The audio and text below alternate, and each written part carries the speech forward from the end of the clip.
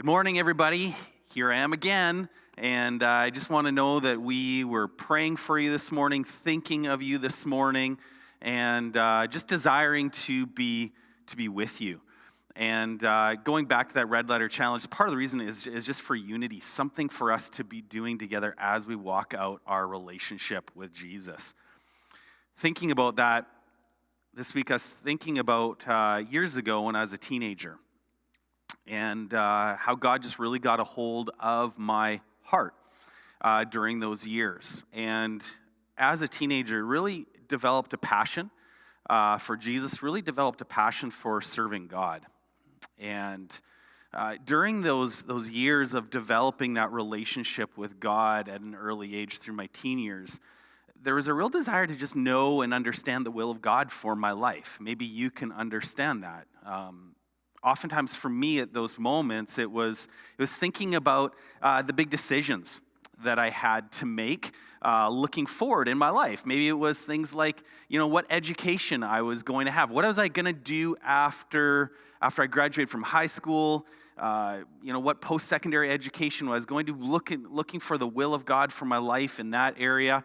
Even things like, what girl am I going to date? Or maybe even like looking even further than that in terms of who I'm going to marry.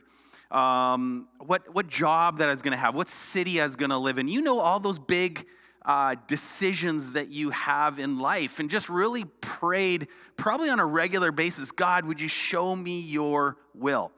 As I've gotten older, those prayers have changed. And in many ways, I think the prayers have changed because as I've gotten to know who God is and how he operates a little bit better, I came to realize that most, probably 85 or even 95% of what God's will is for our lives is actually shown to me through the life and work of Jesus Christ.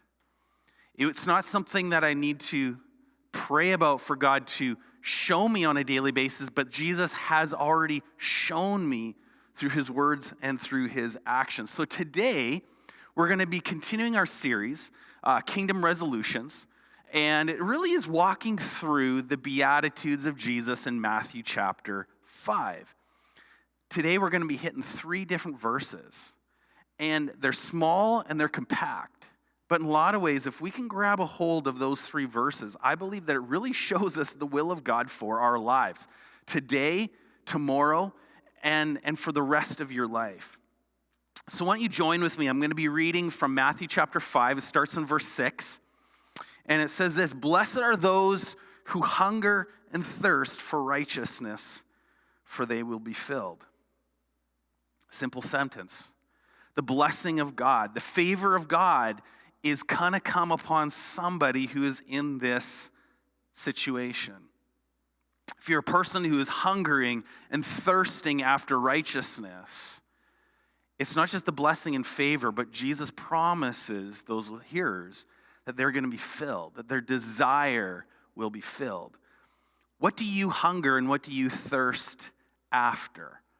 I think for us in the 21st century, especially for those of us who live in Canada, we connect that more to cravings. What do you crave? Do you crave some Cheetos? Do you crave some Doritos? I mean, I don't know about you, but I don't know if this represents what you crave, but I mean, things like this I crave. Cheetos, not so much. Maybe that's for you. Is Coca-Cola something that you crave? I know for a lot of people who've gone on diets over the years, it's like they've sworn off of sugary pop. Does this make you crave it? Let's get rid of that. What do you crave after? When we think about hungering and thirsting after things, I think, to be honest, I think we struggle within the 21st century to truly know what that means. We crave for stuff. It's stuff that maybe we want, but we don't need. I think majority of the time we really don't need those things. But I think of when Jesus was saying those things and he's sitting in front of a crowd of people in the first century, I think when he talked about hungering and thirsting, they really understood and knew what that meant. Historians look at the first century in the Roman Empire, and the average person, they say, easily between 80 to 90% of the people who lived within the Roman Empire at that time really lived hand to mouth every single day. They didn't know what they were going to eat tomorrow, never mind today. And they struggled with it on a daily basis. Think about that, 80 to 90% of the population. And so they didn't have pantries full of food. They weren't able to go to Costco and stock up on their favorite item, put it in the freezer, put it in the fridge. I mean, none of those things existed. It was really, really bare bones. And so when Jesus is talking to them about hunger, they're like, oh yeah, I fully get that. I know that. That is something that they experienced on a daily basis. Never mind craving something. That idea of craving something, I don't even know if that existed for them. It was a matter of survival. I don't know about you, but within my house, I'm able to take a glass and I go to my fridge, and there's like a water dispenser right in my fridge, right? I can hit the ice thing, and I put my glass underneath there, and ice falls into my cup, and then I hit water, and the water pours into my cup. And whenever I want something to drink, it is right there, ice cold water. Not just ice cold water, but it's even filtered, of all things. And it's right there for me. Think of the first century when Jesus is talking about hungering and thirsting for the people who thirst. There's no fridge in their house to give them cold water. They have to walk to the well. Maybe that's even a kilometer away from where they live. They got to get up early, and they got to do that on a daily basis. They bring their buckets, their jars, whatever they're carrying with them. And they got to get down into the well, and they got to lower that bucket, and they got to pull it up, and they got to fill their buckets full of water for the day. And then they're tracking that back to their house, and it's got to last them for the day. It's not cold water. It's not filled with ice. It's just regular water from the well. I think when they thought of thirst, they knew exactly what Jesus was talking about. It's not just desiring something. It's needing something. It's a matter of life and death. And so they hunger and thirst after. In fact, I think when Jesus talks about hungering and thirsting after righteousness, I think maybe this verse popped into their head. Psalm 42, verse 1. It says, as the deer pants for streams of water, so my soul pants for you, my God. As the deer pants for water. I don't know. I don't really watch deer panting for water very often, but I'll tell you this. I have a dog, and I'll take him out for a walk. And every so often, I got this little white dog, little Scooter, and I take him out for a walk, and I'll get him to run. And man, that little dog can really give her when he runs. And he'll run, and we'll go out for a walk, and there's no water in sight. And then I take him home, and by the time we get home, that dog is panting. It's panting. He's trying to cool himself down. And the moment I open up that door, where does that dog go to first? He goes right to his water bowl because he's thirsting after water. As the deer pants for streams of water, so my soul longs for you, my God. So hungering and thirsting for what? Jesus talks about righteousness. What does that mean? When you think of righteousness, what does that mean? I think for oftentimes what pops in my head, and I think for us on a daily basis, this idea of like right and wrong, doing what's right and wrong, desiring what's right and wrong. But my mind goes, again, back to the first century. What did a first century Jew equal with righteousness? And I think for the average person living 2,000 years ago in a Jewish context, it was the idea of conformity to the Torah or conformity to the law that is expressed in the Old Testament. It was this idea of covenant faithfulness, that God had made a covenant with the people of Israel through Moses. And they needed to keep that covenant. They needed to obey the laws. They needed to conform to those expectations. And for them, I think when Jesus is talking about righteousness, they probably were thinking about that. But I think if we dive deeper, we have to ask ourselves the question, what did Jesus think of? What did he mean by hungering and thirsting after righteousness?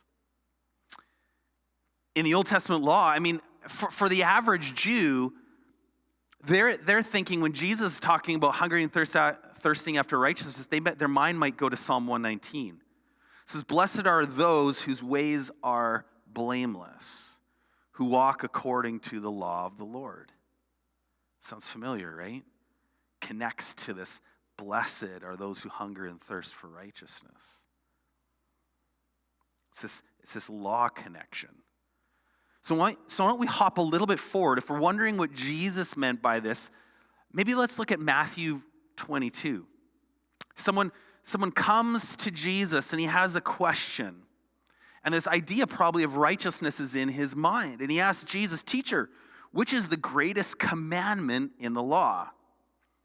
Jesus replied, love the Lord your God with all your heart and with all your soul and with all your mind.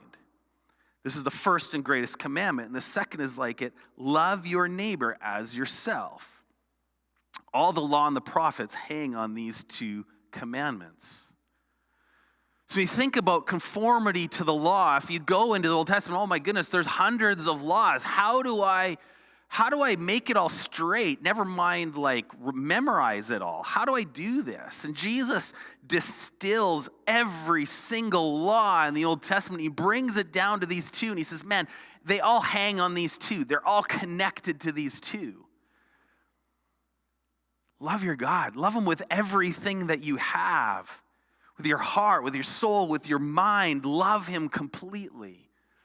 And then he brings up this idea of how we treat others, loving others in the same way that we love ourselves. It's about love. This hunger and thirsting isn't just about survival, it's about love. It's about loving God. When you love someone, what is it that you do? When you fall, let's go even like further and say like when you fall in love, everything changes.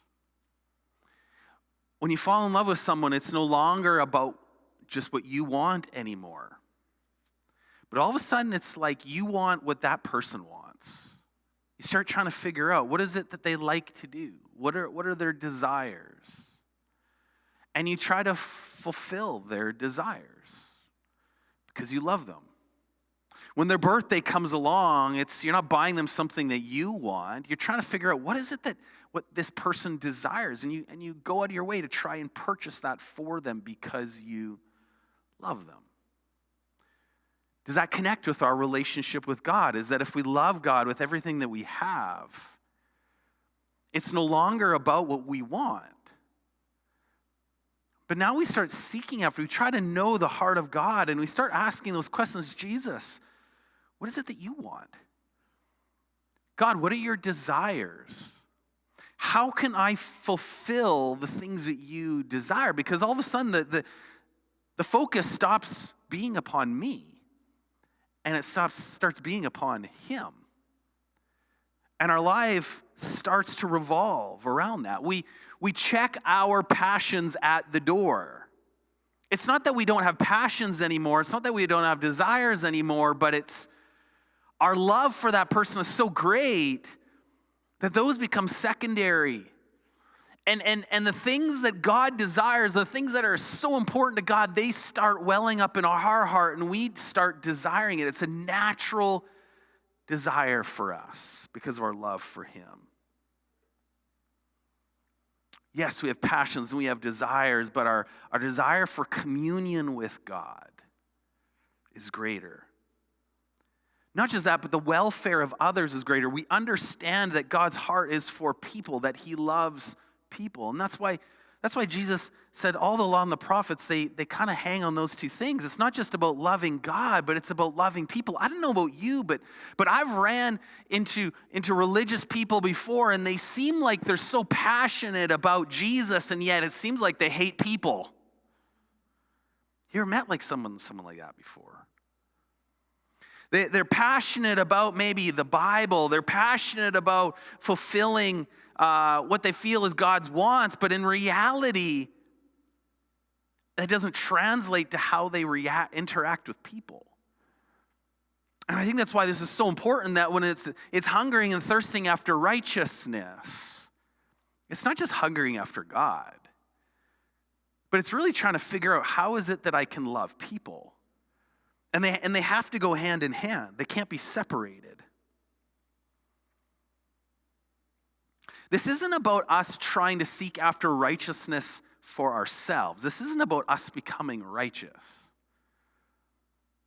Because I think at the end of the day, when we follow the life of Jesus, we recognize that our righteousness ends up being given to us by Jesus. So this isn't about seeking after our righteousness and becoming righteous. But it truly is just seeking after Jesus and understanding how he operates and loving on him. Loving on him in all the ways that I just said. It's about desiring the one that makes us righteous. I like the way Eugene Peterson says it in the Message. He says, "You're blessed when you've worked up a good appetite for God. He's food and drink and the best meal you'll ever eat." I like that. He's food and drink and the best meal you'll ever eat. There's a blessing that comes in having an appetite for God, because he says, I can fill that. So if you're wondering what the will of God is for your life, this is the first part. Let's move on to the second part. Verse 7 of chapter 5, Jesus says, "Blessed are the merciful, for they will be shown mercy." There's a blessing that's going to come upon you when you're merciful. And part of that blessing is the fact that you are going to experience mercy as well. When we think about mercy, I think it's so much more than our value in our culture today of niceness and tolerance. You know how people, like, when they try to explain what Canadians are like, you know, they're like, oh, Canadians are nice.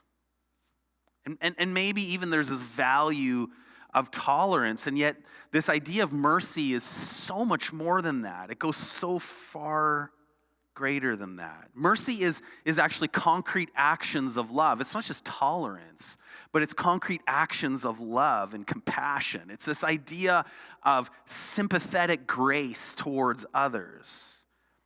That sympathetic grace to those people who are oppressed, those that have experienced tragedy, and it's sympathetic grace to those who have sinned. It's this idea of, Jesus talks about in terms of the golden rule, about doing to others that you would have them do to you.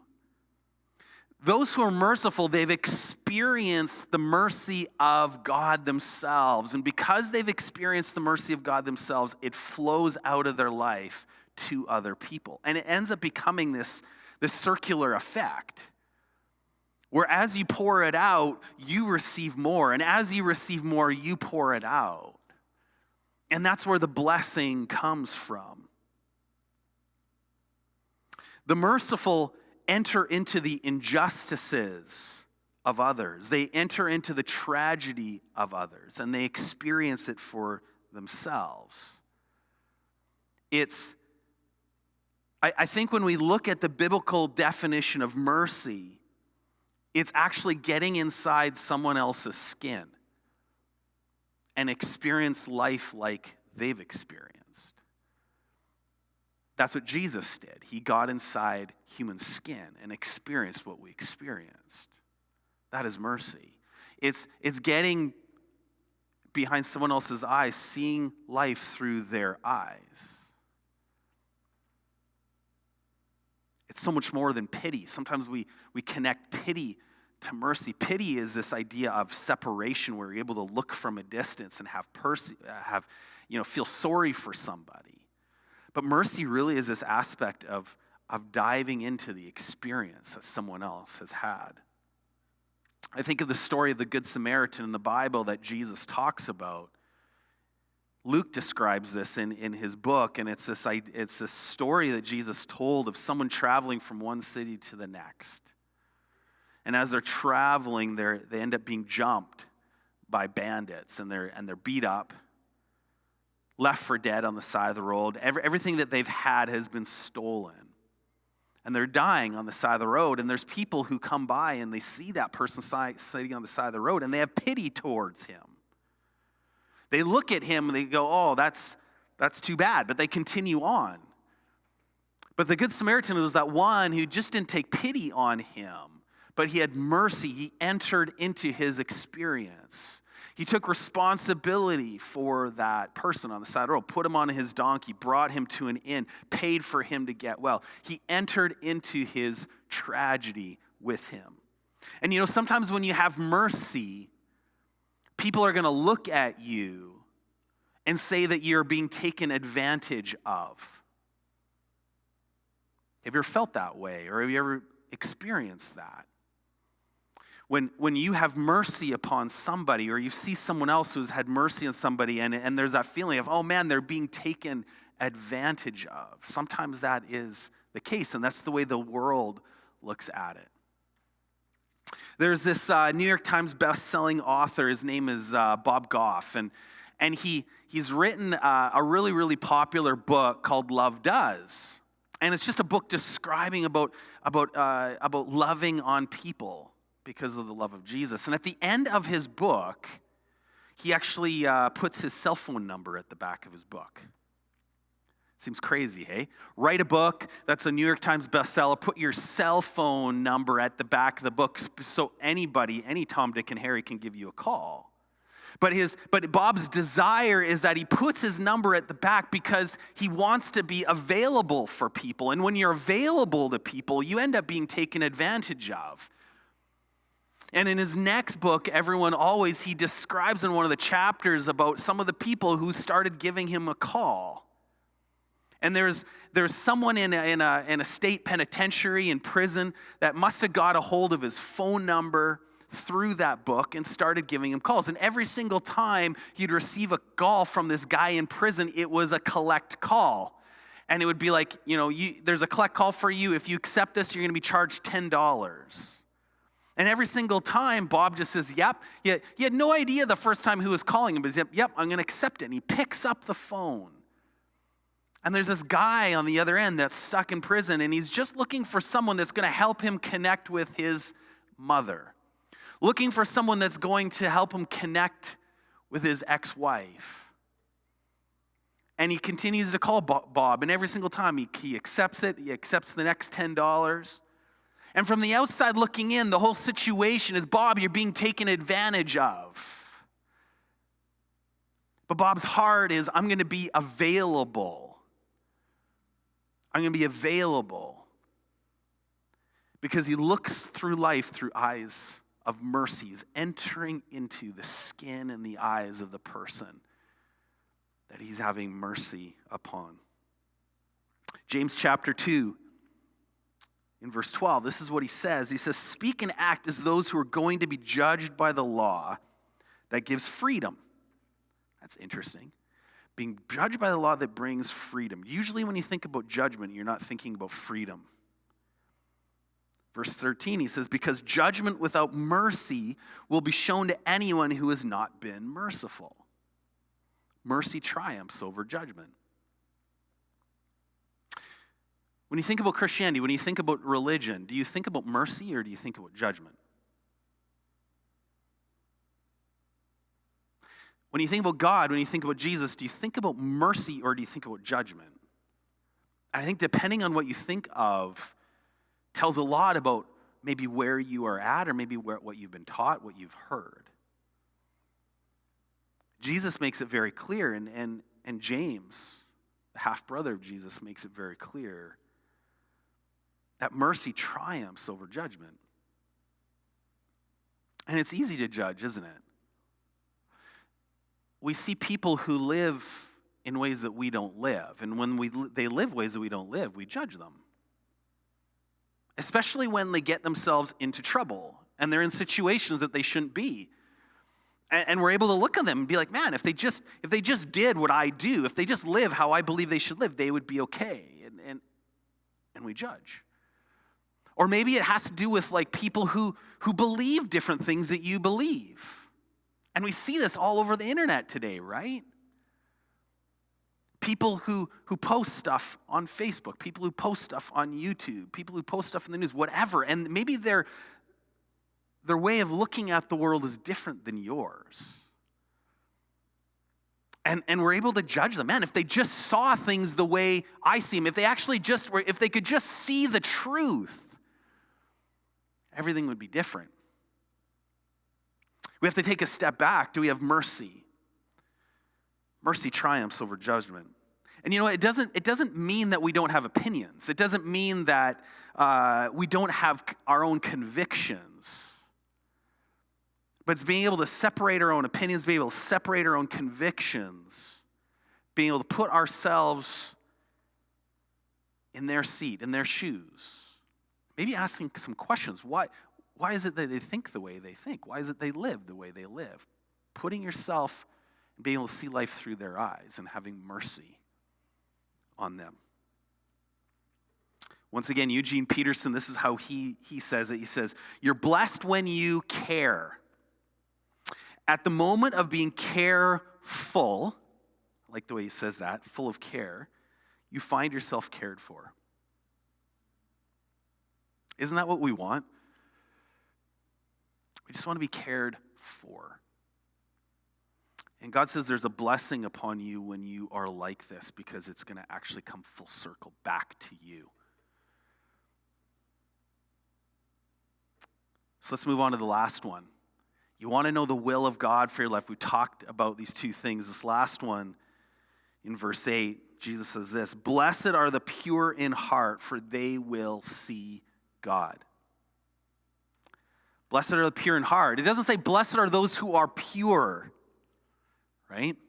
It says blessed are those who are pure in heart. There's a temptation towards outward purity, and we see this in the story of Jesus, right? As the people that he really comes hard against are the religious leaders who are more interested in what people see, the outward appearance of purity, than the purity of the heart. And that's a temptation, isn't it? That is a temptation for me as a pastor. Am I more concerned with what people see than who I am on the inside? Am I more concerned with what people see than what God sees? Am I truly pure in heart, or is this just an outward thing to gain social honor? To gain social honor. In a lot of ways, it's connected to our motives, isn't it? What are we motivated? Why do we do the things that we do? So that people can see what we do? Or for God? It's interesting, when you get past Matthew chapter 5 and the Beatitudes, you hit Matthew chapter 6, and it's a commentary on this aspect of pure in heart. I encourage you to read it at home. Jesus talks about giving. He talks about prayer. He talks about fasting, and it's all through the eyes of being pure in heart, the motives of the heart. Why are you giving? Why are you praying? Why are you fasting? Is it so that other people can see you doing it and to gain the honor from them? Or is it out of purity of heart and motive that you are doing it? I think when Jesus talked about the pure in heart, I think maybe their mind could have gone to Psalm 24.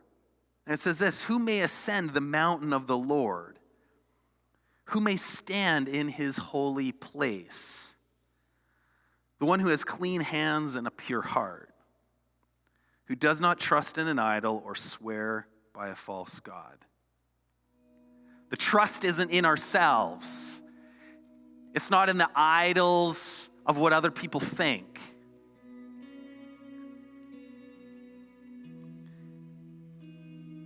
It's about just caring about what God thinks.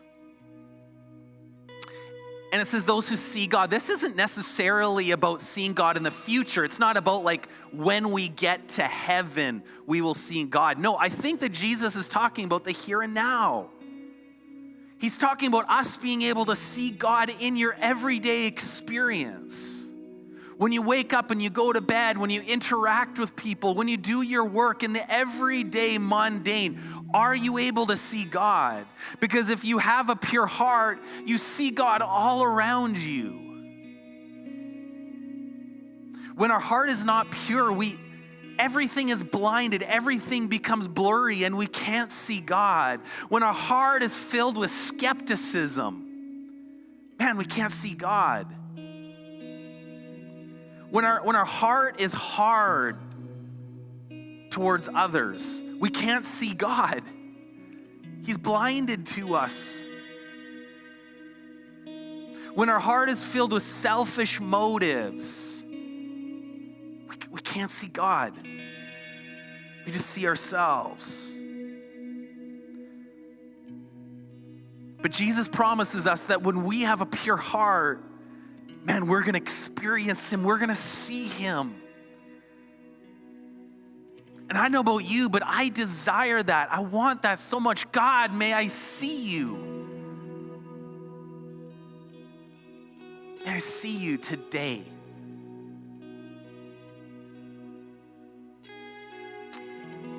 So Eugene Peterson, the Message, this is the way he says it. He says, you're blessed when you get your inside world, your mind and your heart put right.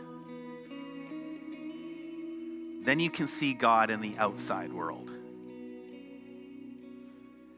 It's about your inside world. And when we go back to that subject of the will of God, these three things, it sums up all of it. This is the only 3 verses that you had, and you were wondering, God, what is your will for my life? It's all in this. Jesus, may I hunger and thirst for you. May I hunger and thirst for you. May I know what you desire. May I give you what you desire. May that be lived out with how I love other people. Jesus, would I be a person of mercy, not of judgment? It's so easy to judge and it just flows out so easy. But Lord, I pray that as I experience your mercy, that would flow out of my life to other people.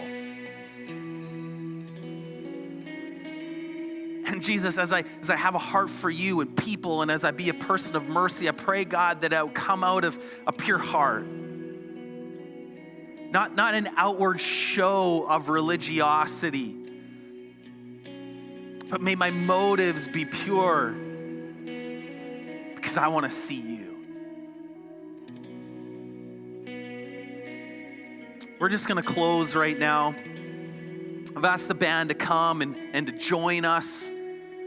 We're just going to take a few minutes just to focus on Jesus, and then we'll be finished our service. May this be who we are. May we pursue this with all that we have.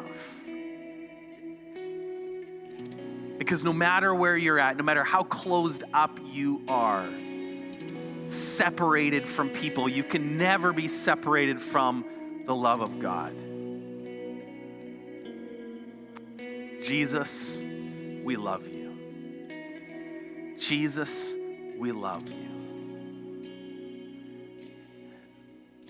And may this represent who we are in you. In Jesus' name, amen.